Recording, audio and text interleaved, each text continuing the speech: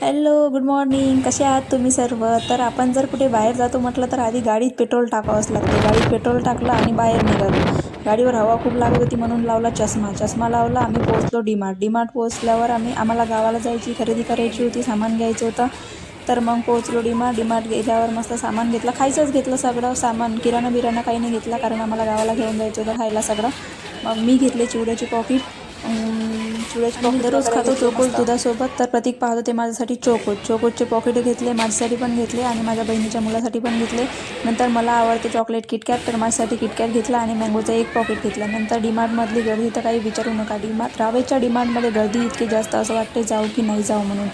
कारण गर्दी पाहूनच माणसाची घरून निघायची इच्छाच होत नाही. आमच्याकडे सामान खूप जास्त झालं होतं, 3 थैल्या सामान झालं होतं. तर आम्हाला विचार येऊ राहिला आता सामान आम्ही घरी घेऊन तरी कसं जाऊ. 3 थैल्या आणि आम्ही 2 व्हीलरने गेलो. घरी पोहोचल्यावर स्वस्तिका बाहेर चला म्हणत होती. बाहेर गेलो, आईस्क्रीम खाल्ल्या.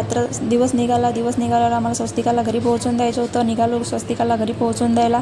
प्रतीक स्वस्तिकाचा लाड करत होते लिफ्टमध्ये. नंतर मग कुठे बाहेर निघाल्याबरोबर आमची गाडी आम्हाला पंक्चर दिसली. मग पंक्चर जोडायला गेलो. पंक्चरमध्ये गाडीमध्ये चक्क्यात 2 पंक्चर निघाले. स्वस्तिका खूप जास्त बोर होऊन राहिली होती कारण पंक्चर जोडणं सुरू होतं. आम्ही पोहोचलो मार्केटला. स्वस्तिकाला घरी सोडून दिलं. नंतर पिंपरी चिंचवड मार्केटला गेलो. मस्त तिथे महालक्ष्मीचे मोकर दिसत होते, छान पोळा होता. दुसऱ्या दिवशी तर बैल वगैरे दिसत होते छान.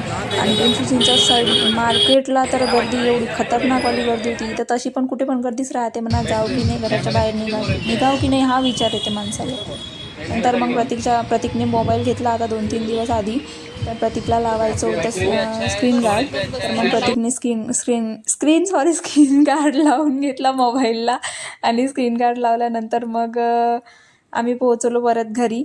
बाहेरून यायला झालं होतं लेट, मग आम्ही डायरेक्ट घरी आलो. घरी आल्यावर बनवली आम्ही मस्त उसळ बनवली आणि उसळ खाल्ली छानपैकी. नंतर मग नंतर इंस्टाग्राम बघता घरातच एक असते. रील मी आली ते हा व्हिडिओ बघा.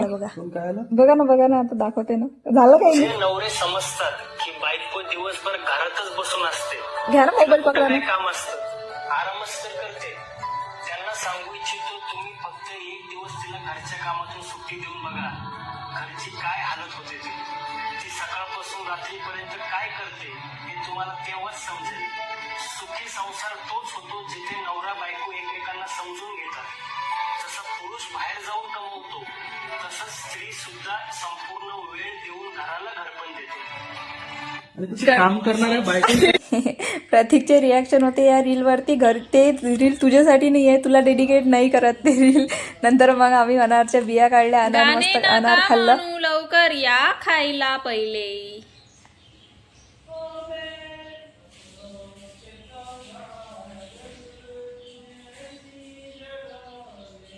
ऐकले आमच्या घरचे गाणे. आमच्या घरी 24 तास गाणे सुरू असतात. मग मी प्रतीकची वाट बघून आली. ती अनारचे बिया काढून ठेवल्या होत्या. प्रतीक काही येत नव्हते, मग मी स्वतःच खाऊन घेतल्या. नंतर प्रतीक आल्यावर मग त्यांनी खाल्लं. नंतर बनवले आम्ही पोहे वगैरे खाल्ले. मस्त पोहे वगैरे खाऊन झाल्यानंतर मग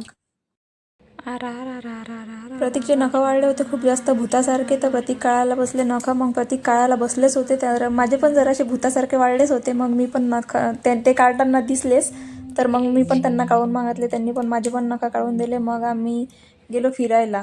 मग आम्हाला कुठेतरी बाहेर जायची इच्छा होत होती. मग आम्ही गेलो फिरायला.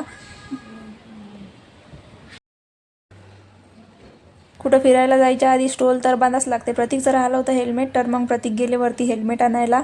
मग स्टोल बांधल्यावर चष्मा लावला कारण गाडीवर खूप जास्त हवा लागते. स्टोल बांधला, चष्मा लावला. तेवढ्या वेळात प्रतीक आले. प्रतीकने गाडी काढली. प्रतीक माझ्याजवळ गाडी घेऊन आले. मग मी मस्त गाडीवर बसली आणि निघालो आम्ही कुठेतरी जायला.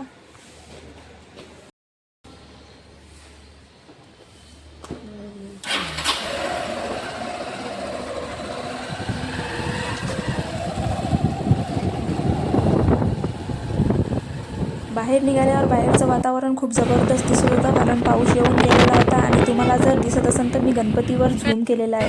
आमच्या एरियामध्ये मोठा गणपती आहे, खूप मोठा गणपती आहे. त्या गणपतीचं नाव आम्हाला सध्या तर नाही आठवत आहे, पण मी आठवल्यावर तुम्हाला सांगेन मी दुसऱ्या ब्लॉगमध्ये. त्याच्यानंतर मग गर्दी तर विचारू नका. गर्दी तर बापरे बाप, खरंच ना असं वाटते ना कुठं जायचं की नाही इथे असंच वाटते. नंतर आम्ही गेलो मुलचंदमध्ये. आम्हाला शॉपिंग करायची होती, माझ्यासाठी साडी वगैरे घ्यायची होती. पण मुलचंदमध्ये गेल्यावर साडी घ्यायची ती इच्छा नाही झाली, पण गर्दी पाहूनच बापरे बापरे खतरनाकवाली गर्दी. म्हणजे मुलचंदमध्ये पाय ठेवायला पण जागा नव्हती. लोकच दिसत होते, साड्या पाहायची तर गोष्ट दूरच. आणि तिथे कोणी कोणाला काही दाखवत नाही. आपल्या हाताने पहा, पसंत आली तर काउंटरवर जा आणि काउंटरवर पैसे वगैरे पे करा आणि या. मग आम्हाला तिथे महालक्ष्मी पण दिसल्या होत्या आणि गर्दी तुम्ही बघू शकता किती आहे मुलचंदला बघा. नंतर आम्हाला येताना लागली गाडीवर भूक. मग आम्हाला भूक लागली होती, मला खायचा होता वडापाव. प्रतीकला नाही लागली होती, मला लागली होती. तर मी प्रतीकला म्हटलं मला काहीतरी खायचं आहे, मला वडापाव खायचा आहे. तर प्रतीक मला गेले वडापाव खायला घेऊन. मग संध्याकाळ झाली. संध्याकाळ झाल्यावर आम्ही घरी पोहोचलो. घरी पोहोचल्यावर पूजा वगैरे, दिवे वगैरे आणि दररोजप्रमाणे आमची आरती. आम्ही दररोज संध्याकाळी दिवे लावल्यानंतर आरती करतोच दोघं पण.